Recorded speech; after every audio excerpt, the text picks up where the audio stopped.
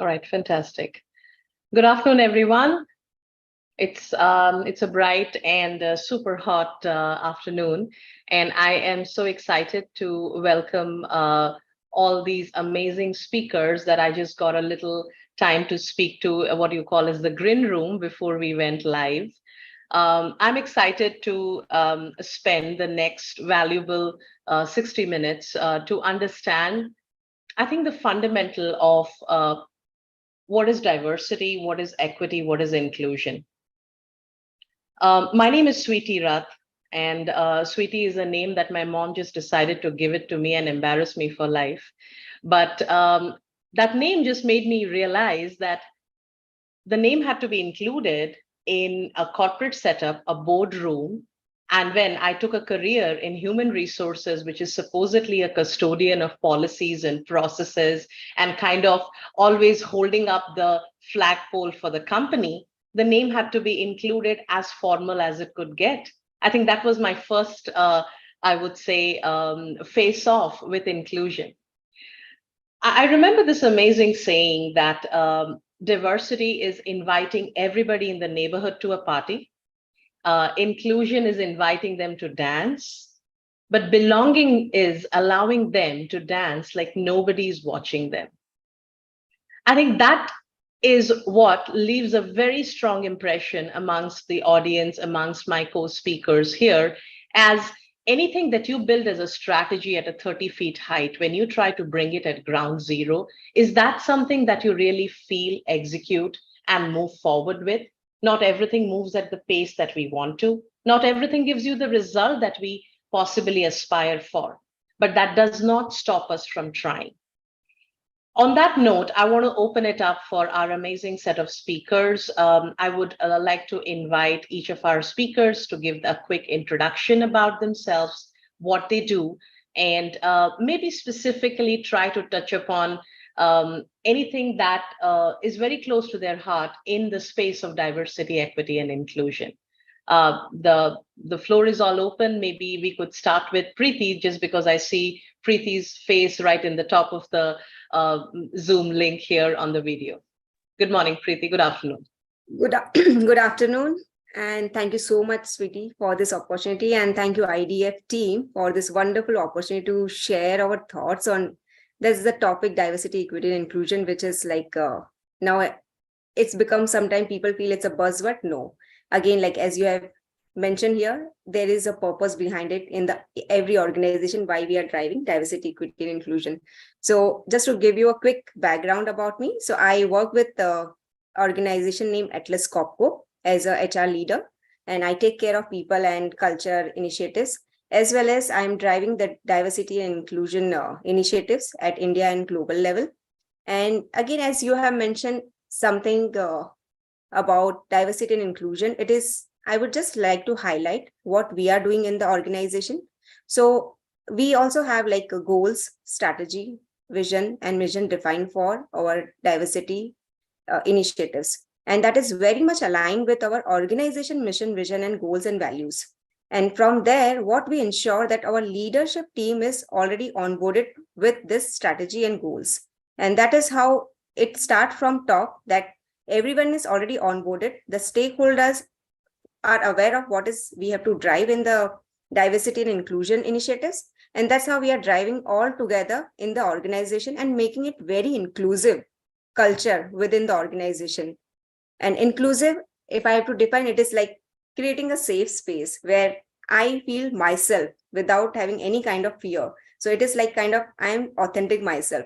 So that kind of ecosystem we are providing it, and through which we were able to achieve right now 40% of gender diversity in the organization, as our target is like 30% to reach by 2030.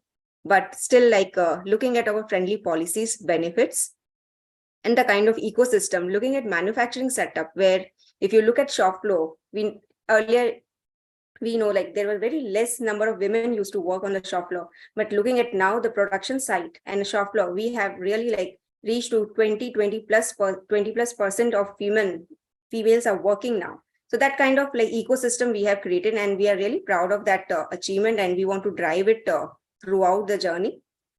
Thank you, Sweetie. Fantastic, Preeti. So driving it from the top and able to possibly have policies that create a friendly space is Preeti's MO. Moving on to Debanshu Datta.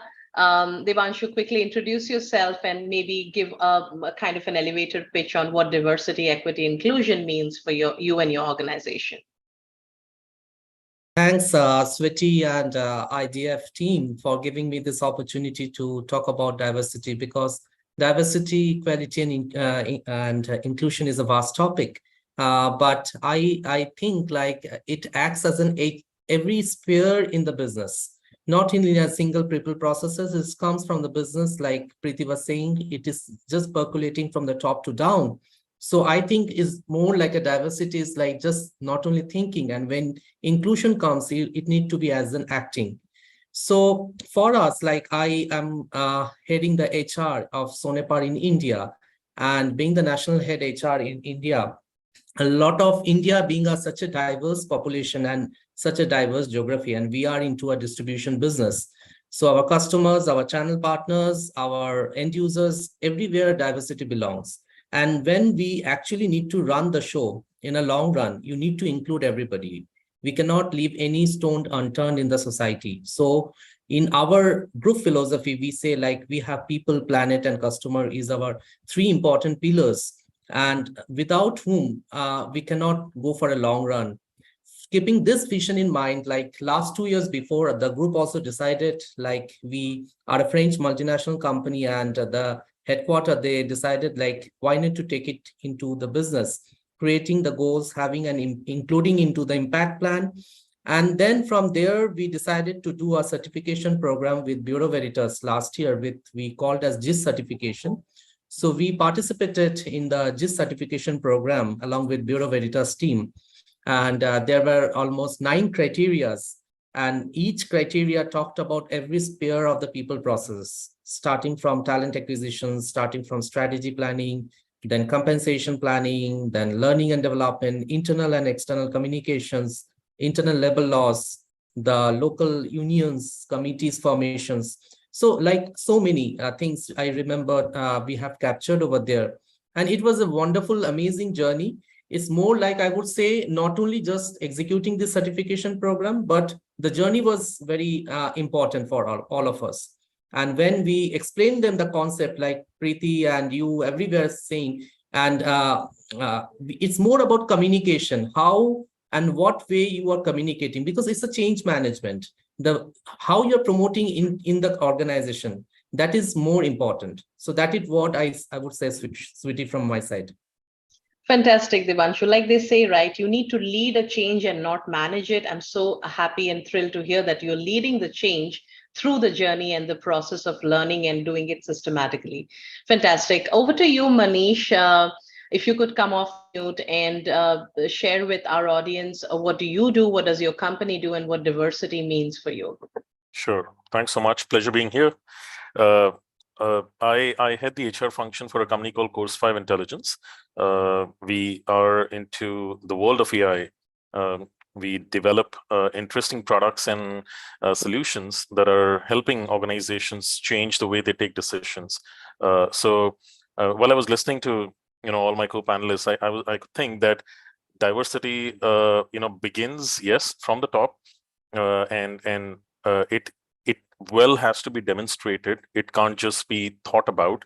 It has to be lived. It has to be demonstrated. It needs to reflect in everything that you do, whether you're training every employee to operate with a particular approach, that can make your organization a place for everybody, to be in. So it's about not just thinking. It's about demonstrating. It's about articulating. It's about practicing. It's having it in your policy ecosystem and making sure all your actions are aligned to the same. Well, I think I take pride in one thing, that we haven't just we don't just differentiate between gender, ethnicity. We've also in fact gone ahead and included machines in the way we do business, and included them as one amongst us.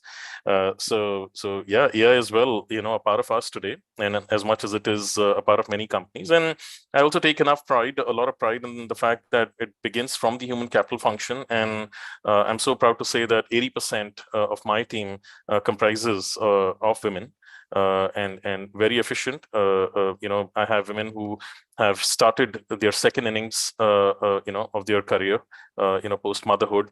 It means a lot to me, and it's wonderful to see all of them work with equal zeal, passion, and deliver success each day. So yeah, it's very interesting, great topic. It clearly is not a buzzword. It comprises of the world of work today, and what we are kind of engrossing ourselves into. No, fantastic. And I really like the point that you made in, Manish, that this is not a tokenism. You need to live that. You need to, I mean, we could make amazing policies on paper, have a great social footprint on LinkedIn and other spaces. But at the end of the day, what an average employee is feeling, no matter which office or remote or hybrid model the person is working on, if they're not able to bring in their 100%, then all of this basically falls flat. That brings me to Vrushali. That's a lovely name. I just love the way how the tongue rolls when they say your name. I hope I'm pronouncing it correctly. Vrushali, please introduce yourself to the audience and maybe pick the baton from your co-speakers. All right. So, good afternoon, everyone. Really happy to be here, and very interesting panel of speakers today. I'm just looking forward to a rich discussion here. In the context of today's discussion, and to introduce myself, I started my career about 20 years back and chose a profession which probably not many women would choose. So I started with a hardcore sales job about 20 years back. Did that for a couple of years, then went to operations, and eventually today I'm the HR head for Piramal Healthcare as a business. And I'm really proud of the fact that I work for a group. The core purpose of the group is doing well and doing good, okay, and not just for employees, but for the larger interest of the nation. When we talk about diversity, inclusion, and equity, we actually mean it. And I'll just give you a small example of that. So when we say, let's hear what women at Piramal are talking about, what really bothers them, or what are their ideas of making their life better, we actually have converted that into a strategy to create a full product portfolio. Okay, so today we have a women health and hygiene portfolio, which has actually come from the ideas that women employees at work has given us. And you could have heard of products like an eye pill and the whole bunch of eye range products, a menstrual cup, or a couple of other products. Also the entire beauty products, which is the lactocalamine range. So all of this has come from what we heard from women. So we in a way created a very entrepreneurial culture where we said that we together are building this organization and help us build our strategy, right? So that's how our entire diversity, inclusion, and equity gets stitched up, that we stitch it to our strategy and the future roadmap of the organization. Really proud to be a part of this organization. Fantastic. I mean, I'm sure everybody who's listening to you must be just able to relate to this, because participative strategy building is fundamental premise to any of the leadership portfolio that we did. And when you're doing it at a diversity level of trying to get diverse ideas from people, including it, and then creating something is marvelous. On that note, maybe I would also like to possibly highlight the State of Organizations 2023. The latest report from McKinsey calls out 10 shifts, paradigm shifts that organizations are transforming. And among the 10 things that organizations are doing, a meaningful progress on DEI is what organizations are aiming at. And this is a report that I'm, of course, reading out of my other screen here. The report specifically says that 70% of the respondents across organization expressed that they have a DEI aspiration, but only 47% of them have infrastructure to realize their DEI aspiration. And this was, potentially a global survey McKinsey does, and this was an April 26, 2023 report that all of us can Google and read out. So that brings me to my first, question, and Preeti, I would possibly start with you. When you, as a leader of human capital, or you with your other co-leaders in your leadership group, create a framework, how do you think your role as a leader or your managers are important in creating a strategy or a framework for diversity? Yeah. Thank you, sweetie. And that's a really very good question and happy to answer. And before I jump into like what managers and leaders can play a role to create a more diverse and inclusive workplace, I'll just touch base about the diversity strategy, how it works in the organization. So like what happens here, a strong diversity and inclusion strategy can boost innovative results for organizations as well as attract top talent, as we know. So organizations are also now understanding that making diversity and inclusion one of the top priorities and practices helps build the reputation of the brand. So let me break it down, like what all steps leaders can take to create more diverse and inclusive workplace. To start with, like there will be 4 to 5 points which I would like to highlight here. That what they can do first is like build a supportive workplace. So what happened like in an organization, when leaders recognize the benefits of a diverse workplace, they are far more likely to embrace such diversity. So with this in mind, it's important to illustrate both the personal and professional advantages to having a diverse workforce.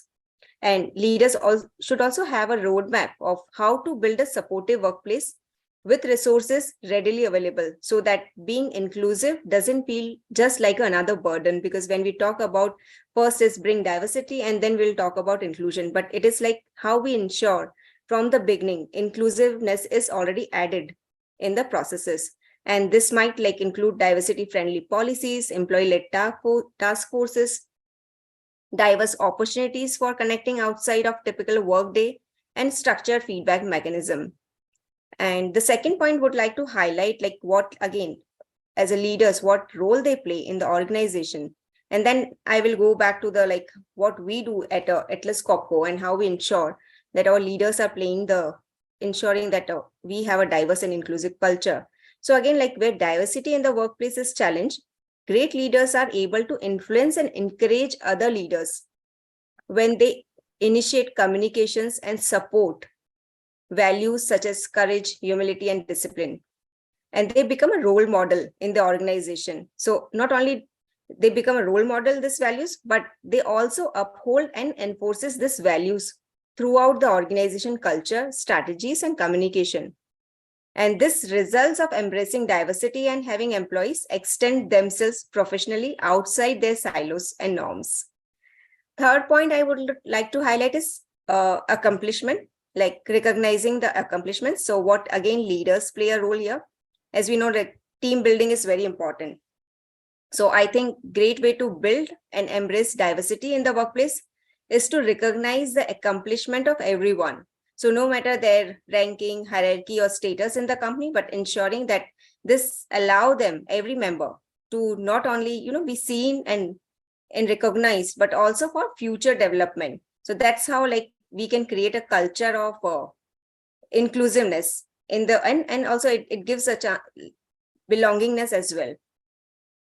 One point, like what we do in Atlas Copco, again, like we create a diversity champion at each location. So that's how it helps again, create a culture of inclusiveness that people, because everyone is not aware of diversity, equity, inclusion policies or the strategies, but through this champion, it creates a lot of awareness within the organization. And there is a single point of contact for each region location. They can reach out to them. And then it becomes our kind of diversity champion can certainly help keep the topic at the front of people's minds. And also like regularly having awareness, sensitization sessions and educating our people. That is again one of the way through which we can ensure that our managers are onboarded, our leaders are onboarded with this education, and then they can drive this culture at their team level. And last but not the least, the point what I want to highlight here, that embrace the uniqueness people bring to the table. And that is very, very critical when we talk about how we will have a diverse and inclusive culture. One point is people keenly observe that how leaders treat people outside of their desire to create an inclusive workplace. So there must be similarity between words and action, and that everyone watch. So the best way to do this is through individual interactions. So what we see in the organization, like people are very much hungry to be seen as an individual in the fullest extent, with ideas and aspirations and with diverse views and life experiences. But beyond embracing the uniqueness people bring to the table, so leaders again here play a very, very critical role, that how they recognize. So leaders need to improve their understanding of their own organizational practices that may prevent people with diverse backgrounds from fully experiencing. So this are like, again, help them exploring their structure, hiring, promotional practices, other processes, ensure that the expressed hope of embracing diversity is aligned with the lived experience by all the organization. So just to give you a quick example, at Atlas Copco, as already mentioned, that we have D&I Council at each location at global level, and all are working towards to achieve those, drive those strategies and goals. And again, that is very much aligned with our company vision and goals. So that's how like leaders ensure that it goes to their team members and create that kind of inclusive environment. That is the practices which we follow. Fantastic. I think that's you almost sort of, if people were making notes, they could already take that and put it in a strategy. Do we have other speakers wanting to add on to what Preeti just said, or anything specific that we have done in terms of putting a DEI strategy at a company level?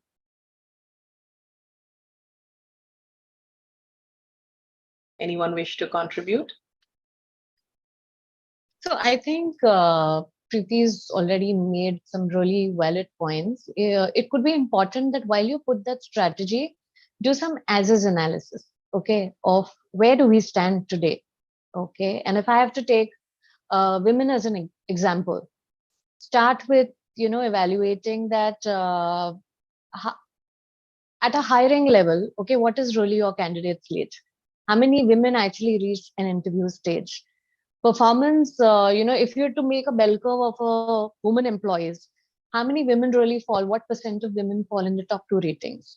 Or what percent of women today are in your top talent cohort? Or what is the average compensation that a woman gets versus? So these are some of the metrics that you may want to do the as-is analysis, and then say that if this is where I am today, where is that I want to get? As is Point to add, that is what I would like to highlight, is also important to understand the demography of population you are having within the company and what is your priority towards that. Like say, suppose today, if I want to make it as like this, today I want to focus more on including more female workforce, or my next second priority is to include the disability. Third would be maybe including the LGBTQ+ community. So small actions we have to prepare, because might not be possible for an organization, as I shared earlier also. It's a change management process. It would take time. It cannot be built in a single year or a single day. And slowly, steadily, we can grow and fix up our demographic KPIs, and we can prepare our action plans accordingly. And it would be helpful for each of us to achieve that KPI then. No, I totally agree. With what Vrishali said. In fact, it's about beginning with measuring your as a state and setting a goal for the future state. At Course 5, what we've clearly done is ensure that certain goals linked to diversity and inclusion are a part of every manager, every leader's goal sheet. Because until you're made accountable, you'll never see the rubber meeting the road, right? So that's one very important thing. From a implementation standpoint, we've also taken one important measure. And like Devanshu said, we have to look at the industry demographic. We did see that even today, women in the technology workforce or women in STEM is still a lagging number. Okay, and to that effect, we took a very conscious call this year, between last year and this year, and we've started with an academic scholarship program that clearly focuses on supporting our upcoming women in workforce in STEM. We are supporting education of roughly about 440 such students through 2 different NGOs, and we are promoting more and more women in engineering and science and in math and in the STEM workforce. So I think that's one important measure we are taking to not just hire, but to build availability of workforce or build more diversity in the workforce that will exist, not just for us, but also for the industry around us. Oh, that is fantastic, Manish. And I think, yes, we can all talk about building a strategy, but how to enable the strategy basically starts much before building that out. Manish, that brings me to, potentially understanding a little more about, have you seen and visualized benefits that having a diverse and an inclusive workforce? Yes, I know we talk about it all the time, that it helps in decision making, it helps in more innovation and thought. But if you could maybe qualify certain like used cases that they say in the tech world as how a diverse workforce has given a benefit to the company, which possibly directly impacted the top line or the bottom line. And it is no more like what they say an HR a KRA, but it is the CFO's KRA, the CEO's KRA. Right. Right. So, see, look, I would say it's still a little early on. We do see a lot of McKinsey reports. We do see a lot of Harvard reports. We do see all the big fours, talking about linking outcomes to, actions. Okay. Yes, they're still at a very broad level. A little debatable in my mind, where did everything that led to an outcome, when they say, okay, organizations with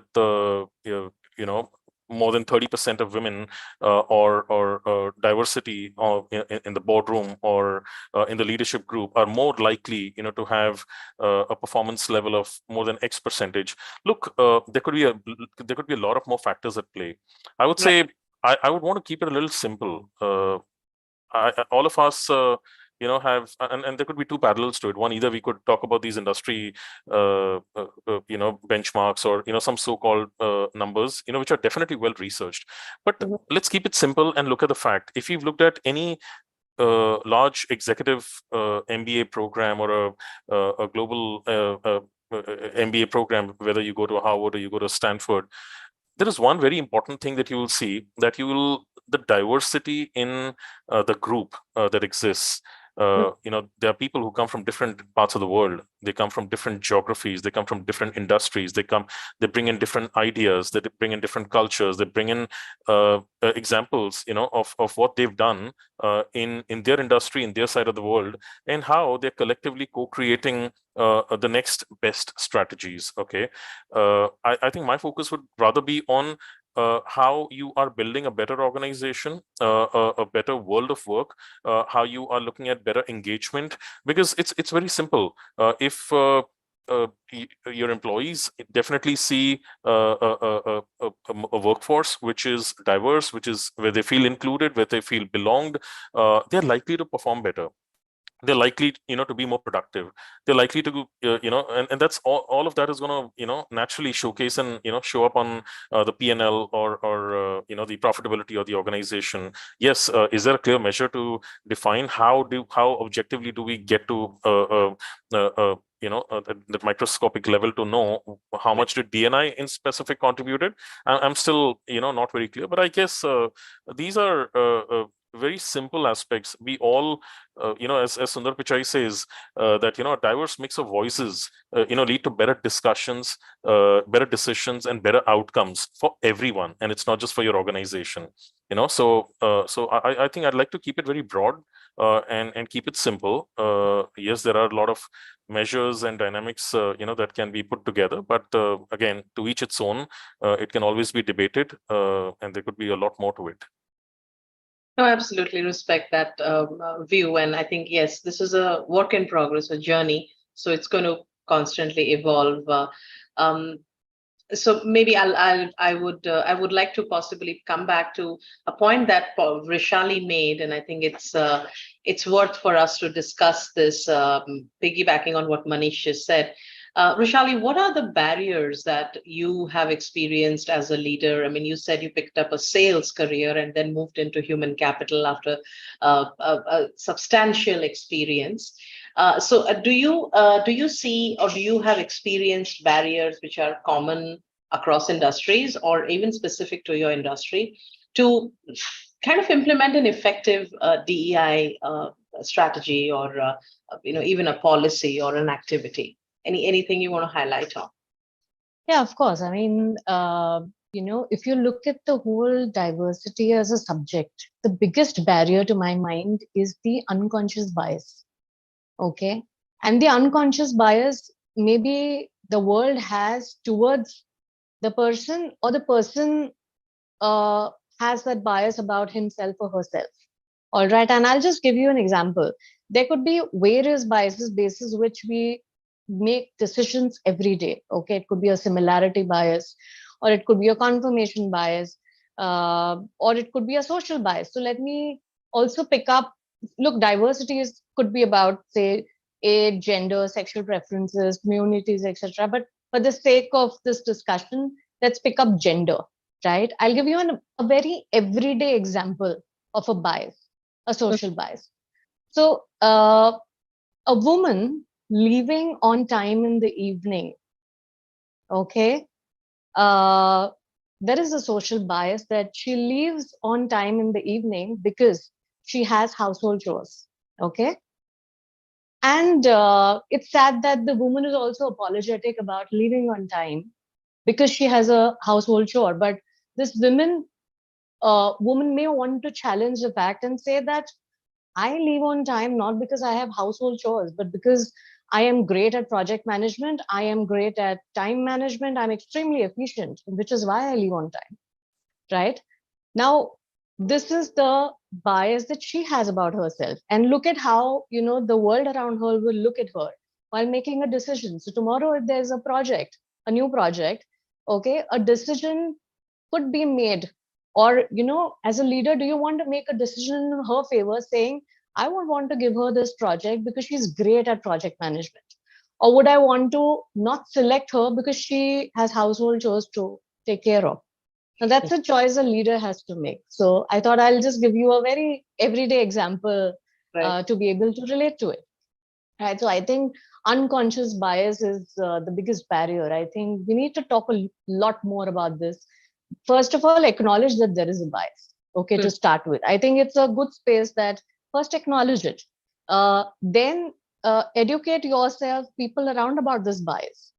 Okay, because leaders could be making mistakes, critical decisions like hiring, okay, or promoting someone, or giving a project to someone. Okay, we make all these decisions basis whatever biases that we have. So it's important to educate people, allow others to challenge your assumptions, be open to feedback, and finally embrace the diverse perspective.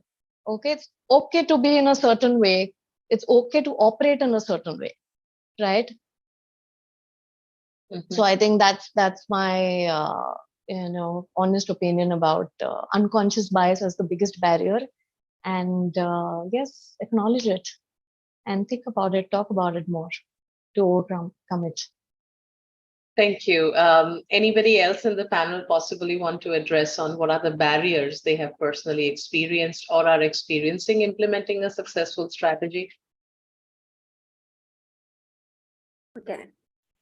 Very well said, Roshali, and we can really, see the very much connect with the what you share the example of unconscious bias. And again, like as you mentioned, so first thing is again at the organization we like obviously unconscious bias is one thing which is everywhere is we are ensuring that the training, induction, and it is like it's not one time training. Again, our all hiring managers to leaders to employees, everyone go through this kind of training programs. So because it is something, start with self-awareness basically. So once you self-reflect and self-awareness start, and then you write down your biases, and from there it moves to, okay, where I have to reduce those biases and how will I ensure that how I'll take action points over there. So that is like one thing, obviously just want to add from Rushali point of view that yes, definitely like one point is again comes a training and awareness session more and more in the organization definitely help to reduce these biases. Second, I want to add the challenges. It is first is buying from the stakeholders. So again, like if we talk about big organizations and even a mid-size or small organization, it is how our leadership look at diversity, equity, and inclusion. So that is the role of, now it comes the role of HR here to play a very critical role, that ensuring this become our strategy for the organization as well. And everyone from top leadership to HR on board and work together to achieve these goals rather than having a one set of KPI for only HR team that we have to get more diversity. So that is buying and understanding of those important aspects, that why we are having more diversity in the organization, why we want to have more gender diversity in the organization. So giving them this kind of, understanding why we are driving this initiatives. So again, buying is sometimes it's difficult, it takes time, but again, yes, stakeholder buying is very, very critical here. Mhm.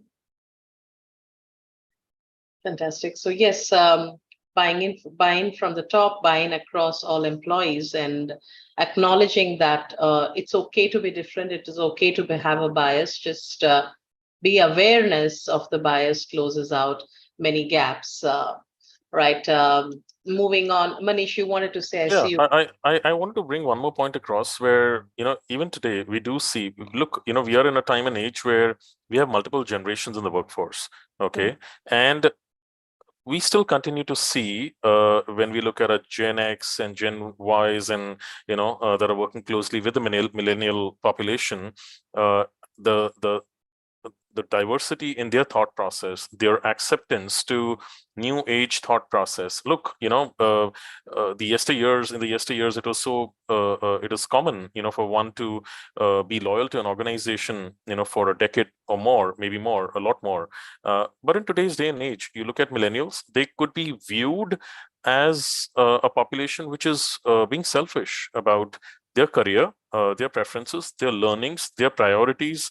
There's nothing wrong with that. I would say if we accept what makes them what they to think what they are thinking, and if that makes them more productive, if that makes them offer more value, there's nothing wrong with that. They could deliver a 3-year stint and do way more than what somebody did over a 5 or a 10-year time period. They're a lot more tech savvy. They understand technology, they deploy technology, they understand processes. There's a lot more to it, and I think biases that exist between multiple generations is something that we still continue to see. And maybe to the viewers, today, I would probably like to say, see how you could try to bridge that, how you could live with those existential differences and try to find common grounds, and yet make it a win-win at both ends. So inclusion in something that is different, that wasn't existing I think all of us will remember this, right? Our parents telling us when we were kids, we used to do this and our grandparents telling them that then we were kids, we used to be, studying like not having television, and now we have everybody having a smartphone. So I think yes, that's a very, very, very valid point that we face not only in corporates or in our boardrooms, but across the society, that to overcome something that we haven't seen, we think it doesn't happen. So that's a great point. Divanshu, I wanted to kind of kind of switch gears and ask you my question about. Uh, I think some of us mentioned that diversity exists everywhere, like from the DEI starts even pre-onboarding the employee, recruiting, and and the entire engagement, retention. Even when a person is exiting, having goals, rewards, total rewards, all of it. Mhm. So, would you highlight for our audience and for all of us here some of the best practices that you have sort of done, experienced in recruiting, in retention, which is which would possibly has given you some great results, or you're in the process of doing it? I think I'm less concerned about results. I'm more concerned about how the efforts Mhm. matter, because that's where we move the needle. So anything on the employment life cycle around DEI? Yeah, thank you, Sweetie. And I think, see, I would take this question in this way, a little bit of out of the topic, but then uh, we know this shopping mall concept. I don't know how many of you know this. If you have anybody studied the consumer behavior pattern, so if the main idea is to retain a consumer or retain a shopkeeper in the mall for as long as much is time possible, like you are getting a gaming zone, you are getting a beauty parlor, a movie theater, everything, all the brands, everything under a single roof, right? So similarly, for an HR person, which is important to identify the job purpose for an employee. What is the purpose? Why this associate is being there working in this company? Is it related to the learning opportunity? Is it related to the career progression? Is it related to the job location? Is it due to the working style, since the organization is allowing us to working in a hybrid arrangement or work from anywhere? So all this kind of decisions or the people processes in turn acts as an opportunity for an associate to work in a company. And that actually triggers the point of retention. So for us, which is very important to identify and educate the people managers to understand this opportunity. Mhm. When you are including your people managers, because see, I always tell, and I believe, I don't know how many of you would agree to me, most of the time, we HR, we are as a facilitators. But most of the time, our people manager, they are dealing with the people. They are dealing down the line with the team. So it's very important if tomorrow, if we do this, percolate this culture of DEI in the company, we need to educate them in every sphere what we were talking about, starting from recruiting, starting from talent management, starting from learning and development, then it can be career progression or having some mentoring dialogues, or maybe having creating affirmative groups. So this kind of a people processes is very important that we need to educate them, and then we need to tell the associates, these are the opportunities for you. So what we say today, I think most of us are having our HRMS platform, like somebody is using Workday or SuccessFactors, or somebody is using local HRMS platform.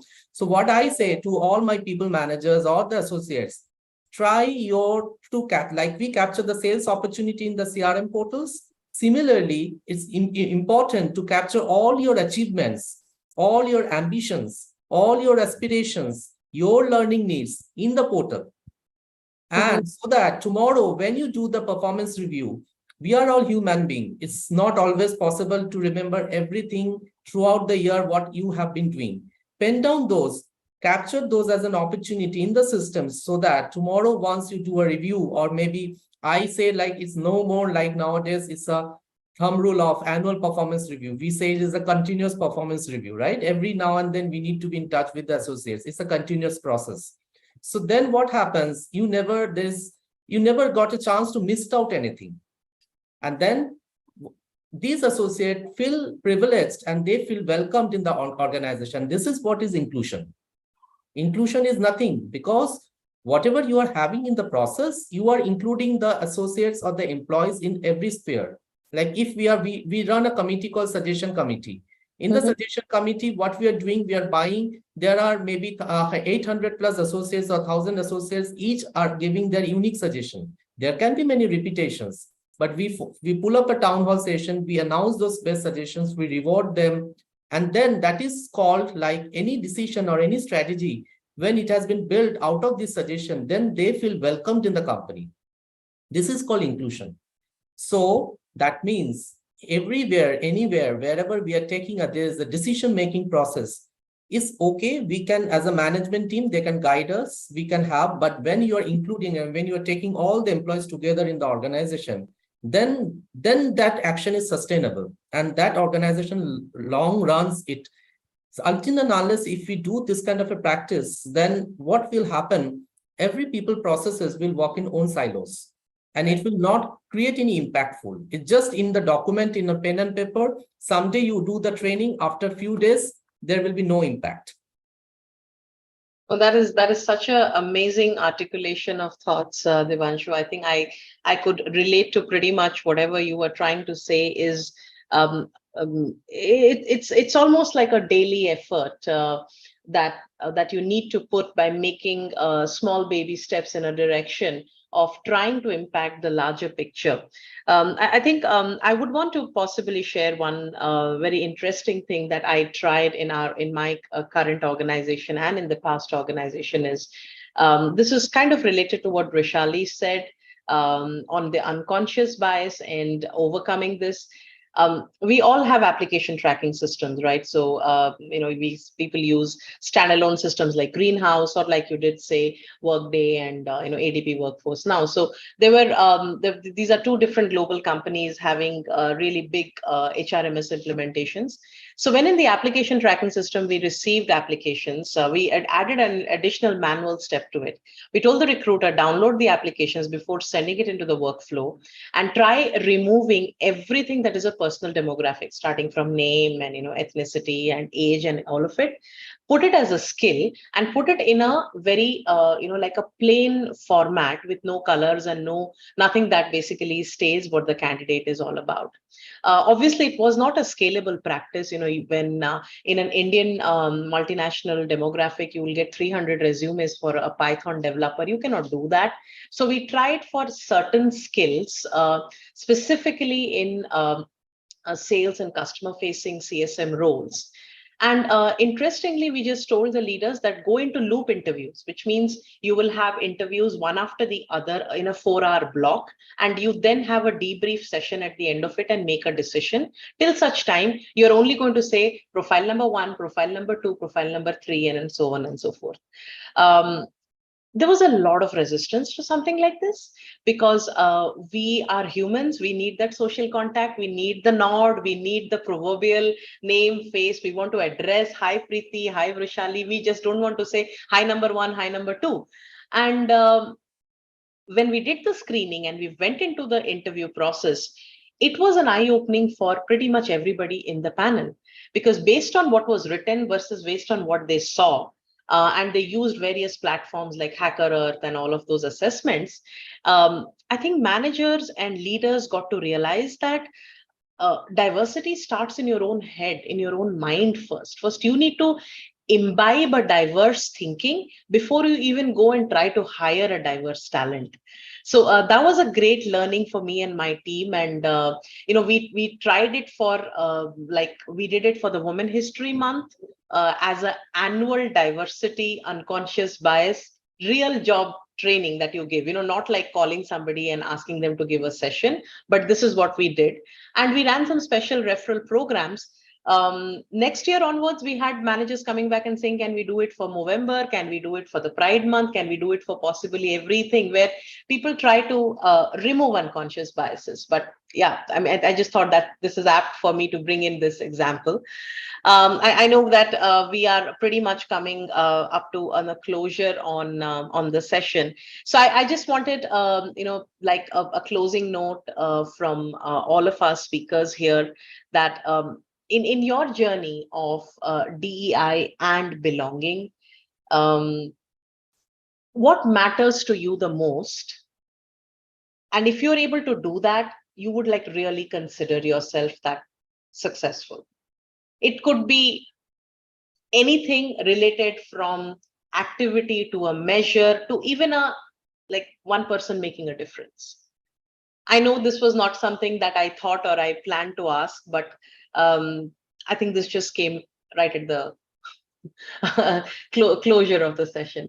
So what matters to anybody can go in first and possibly say what matters to them the most. It's a great, I can say, Sweetie, very great question, because we talked about now starting from strategy, challenges, benefits, then how we can make it inclusive culture. So we have actually talked everything about the journey from starting, that how we can initiate a diversity, equity, inclusion strategy, how we can implement. But one thing I would like to highlight, that measuring this D&I initiatives again very, very critical. So I would just like to conclude on this, that what as an organization and D&I specialists we should do to make it measurable when we are defining the strategies, and how we'll ensure that we are measuring the ROE also, and ensuring that whatever initiatives we are taking, it is going in the right direction. So like what we do generally, like before we launch any D&I initiative, we need to have a clear idea of what we want to achieve and how we'll measure it. So we use here SMART framework to set specific, measurable, achievable, relevant, and time-bound objectives. So I'll just give you an example here, that like you might want to increase the representation of women in leadership roles by 10% in next year. So then you need to identify the indicators that will help you track your progress and outcomes. So this can be quantitative, such as surveys, matrices, or data, or qualitative, such as interviews, feedback, or stories. So there are different matrices we use to ensure that whatever initiatives we are taking in diversity, equity, and inclusion, it is regularly measured, and we are looking at the effectiveness at the same time. And again, when we choose the methods, so again, we look at what are the right methods we should use in the organization. So one thing is like employee engagement survey, as all the organizations are doing this survey. But again, ensuring that what feedback we get from the survey, we take the action points and ensure that people have belief that when they complete the survey, the action will be taken and we will work towards improvement. So that is, I want to highlight from my side. Great. So if we are able to measure what we are trying to do, that matters the most to you, and you have various ideas and instruments of measuring. Great. Who would like to go next? I think two things, would matter to me the most. One is, what is the organization doing about, the whole diversity, and how is it driving, etc. And obviously there needs to be matrix to see whether we are successful. But a larger part for me that matters to me the most is, how is the person driving it for himself or herself? Because, organizations only can do it to a certain limit. For the woman to do great in her career, there needs to be a support on a home front. Okay. Is she able to be as assertive at home, to sit down with a partner and a family and say that, look, I want to make it big in my career. How can you help me? Right. So I think the whole discussion should go obviously beyond organization, which is why we need to educate and empower each person. If it's an LGBT, preferences cohort that I'm looking at, is the organization creating a safe environment and confidence in the person, for the person to go back and speak to the family about it? Okay. So it's a lot more about how can we build an individual, right, to create a space for himself or herself. How can the organization enable that? We can't hear you. I think you're on mute. Sorry. I'm so sorry. Taking a great point that you brought in, Vishali. So you're talking of taking diversity from engagement to diversity from experience, bringing it as how each individual can and experience it, and how as an organization, as a society, as a community, we come together. That matters to you the most. Fantastic. Manish, I see you Yeah. come off mute. All right. So 3 points, pretty similar, but I would say let's let it begin from the belief system first. Let's believe in differences than similarities. I think that's what brings maximum strengths to the table. If all of us, I mean, if you look at a palm, not all 5 fingers are, measure the same size, right? So the same thought process needs to be understood in everything that we do. That's one. Second is everything. We spoke of the talent life cycle concept, right? At every stage where we touch upon, how do we not just deploy policies and practices, but how do we truly enable outcomes? Okay, is going to be crucial in everything that we do on this topic. And the third thing is, like we all spoke of, what cannot be measured can't be improved. Coming from an analytics organization, I believe our journey begins, in saying what kind of an impact can we drive, how can we drive, and where does the problem statement lie? If we, kind of keep measuring, the current state of success or the future state of success, I think whether it's an ESAT, whether it's, a measure of success on DI index, or whether it's on anything else, I think, how's the needle moving? Are we being able to, see our efforts translating into tangible outcomes, and are we measuring it right, and are we setting the goals, to put the wheel back in action? I think these are 3 points I would want to table. No, I think perfect. What just stuck to my head was what cannot be measured cannot be improved, and I think that brings in accountability, and with accountability comes in a lot of seriousness that we associate to anything. Devanshu? So for me, I think the most important is what I feel is self-analysis, because first, I as an individual, I need to do an introspection that where are still biased opinions or biased decisions or dialogues I am being carried out, still knowing the subject, still knowing the facts, and aware about the facts and figures. So if until and unless I do my self-analysis, then only I can restrict my peers, my colleagues, my friends, my spouse, or my partners, or my in-home fronts, and what kind of a pronouns we should use, or what kind of a dialogues or discussions we should encourage or we should discourage.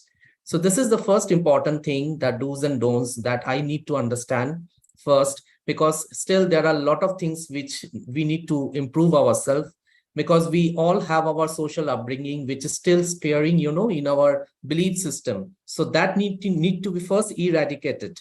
Secondly, what I think most of you have shared the same fact, that if we need to have a KPI, we need to have a metrics, we need to have a dashboard, we need to have an analytics by which we can measure. And holistically, I think it is important to project that in the business review meetings, like whether it is directly or indirectly contributing to the top line or the bottom line of the organization, and how is it doing. It's not just action, it's the conclusion or the goal, how we are achieving. So these are the 2 important factors which I would emphasize and to promote the D&I practice within the company. Fantastic. Yes, absolutely. I agree. I think you just took it from a corporate to an individual, and then from an individual to a corporate. We are basically a summation of everything, of the way we have our conditioning, our growing up, our parenting, and our environments. And then how much are we willing to have a risk appetite to change, and an acceptance and adaptability as we see different things. I think the pandemic has just made us look at things very differently. And look at certain, I think, hidden and latent talent that we had in the way we could appreciate things, both good and the not so good. That almost brings us, we're just over a couple of minutes of the session. I really appreciate everybody's valuable thoughts. I think I was making notes as we were speaking, because there is a lot that we could capture. I think it was as engaging for all of us. I hope that we get to stay connected on different social platforms and do meet. Thank you, IDF team, Shubhangi and Ekta. Over to you, Shubhangi. Yes. Thank you so much, Sweetie, and all the speakers. This was a great, insightful session. From learning about some leading best practices to increasing our knowledge on this subject, I am confident that the D&I leaders as well as the students who joined us today have multiple takeaways from this charcha. We hope this session and the examples shared by the speakers in this session inspire other corporations to make workplaces more inclusive in the true sense. Breaking down stereotypes and embracing differences. Join us for our upcoming corporate workshop on neurodiversity, which is scheduled on 23rd of June 2023 at Sahara Star Hotel in Mumbai, and learn how to create an inclusive and empowering work culture. On behalf of Team IDF, I would like to thank our speakers for their great insights and this thought-provoking discussion. I would also like to thank our audience for keeping this session interactive and spending time out of their busy schedules to be here with us. Thank you so much, everyone. Thank you. Thank you, everyone. Thank you, everybody. Thank you. To everyone. Thank you. Bye-bye. Thank you.